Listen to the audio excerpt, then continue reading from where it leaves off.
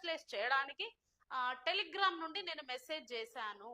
అప్పటి నుండి నాతో చాట్ చేస్తూ ఇలా కొనసాగుతూ వస్తున్నాడు అని చెప్పేసి దాదాపు నేను ఒక 4 ఇంటికి వచ్చి కొడుతూ చేయించుకుంటావా లేదా అని చెప్పేసి టార్చర్ చేస్తూ ఫైన్ డే నేను అబార్షన్ చేయించుకున్నాను. ఆయన మాటలు నమ్మి నన్ను పెళ్లి చేసుకుంటారని ఆయన ఇచ్చిన అష్యూరెన్స్ని నేను నమ్మి నేను అబార్షన్ చేయించుకున్నాను.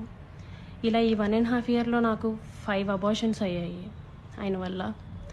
ఎప్పుడు 5 సార్లు అబార్షన్ చేయించుకోవడం జరిగింది. అది ఇదని ఆమె మాట్లాడడం జరిగింది. ఈయన కూడా వీడియో కాల్స్ చేసిన ఆ వీడియోస్ కూడా రిలీజ్ చేయడం జరిగింది. ఎక్కడ అసెంబ్లీ మీటింగ్ లో ఉన్నప్పుడు కూడా అరవ శ్రీధర్ ఆమెకు వీడియో కాల్ చేసి మాట్లాడడం కూడా జరిగింది. ఇంత ఫ్రీగా ఎమ్మెల్యే ఎందుకు ఉంటున్నాడు?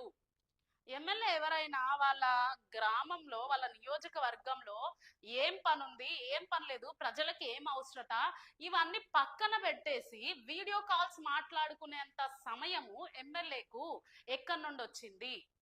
ఆ ఆమె టెలిగ్రామ్ లో మెసేజ్ చేస్తే ఆ మెసేజ్ తో చాట్ కంటిన్యూ చేసేంత టైము ఎక్కడి నుండి వచ్చింది?